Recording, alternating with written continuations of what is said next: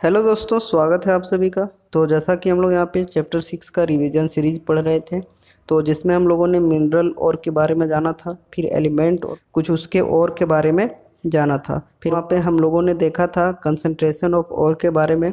और आज हम लोग यहाँ पे जो है मोस्ट इम्पोर्टेंट डिफरेंस पढ़ने वाले हैं, जो कि है रोस्टिंग और कैल्सिनेशन के बीच में। तो ये बहुत ही ज़्यादा इम्पोर्टेंट है, क्योंकि बहुत ज़्यादा ये पूछा जाता है बोर्ड के एग्जामिनेशन में।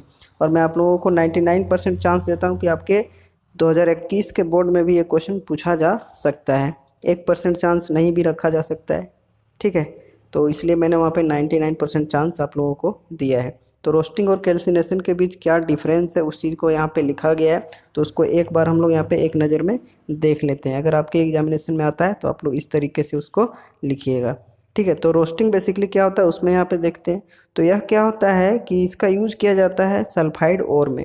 It is used for sulphide ores. ठीक है, सल्फाइड ओर में इसका यूज किया जाता है।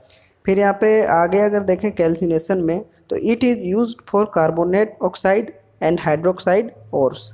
यह कहाँ यूज किया जाता है? कार्बोनेट ऑक्साइड में और हाइड्रोक्साइड ओर्स में। ठीक है, तो ये पहला डिफरेंस यहाँ पे हुआ कैल्सिनेशन और रोस्टिंग के बीच। अगला डिफरेंस यहाँ पे है कि और is heated in the presence of air और ऑक्सीजन। रोस्टिंग में जो होता है वो और को कहाँ पे हीट किया जाता है? एयर के प्रेजेंस में या फिर ऑक्सीजन के प्रेजेंस में। ये चीज़ यहाँ पे हो गया।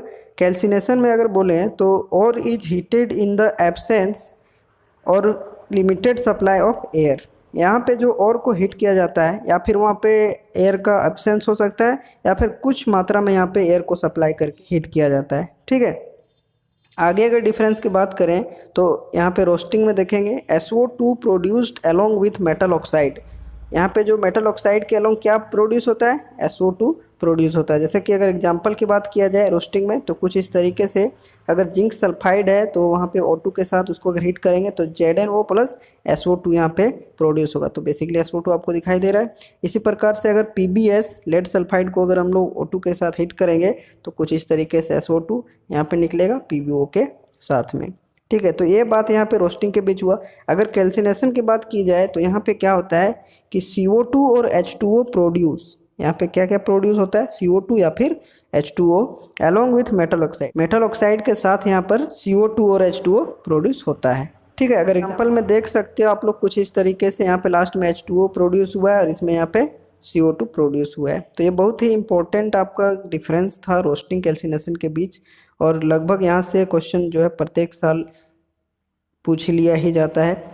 बोर्ड में तो सबसे ज़्यादा ये क्वेश्चन पूछा जा चुका है। ठीक है, इसको आप लोग देखिएगा अगर क्वेश्चन बैंक में, तो आपको बहुत बार ये चीज़ देखने को मिल जाएगा।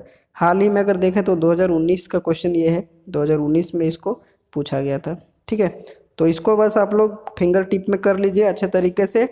और इस चैप्टर के लिए बस इतना ही अभी दे रहा हूँ आप लोगों को। और भी अगर किसी तरीके का मुझे लगेगा तो उसको मैं कभी आप लोगों को एग्ज़ाम से पहले प्रोवाइड कर दूंगा, लेकिन मुझे नहीं लगता कि इससे बाहर आपका एग्जामिनेशन में क्वेश्चन आएगा। ठीक है, तो इस वीडियो को यहीं पर रखते हैं और इसी के साथ यहाँ पे ये चैप्टर हम लोग का कंप्लीट होता है।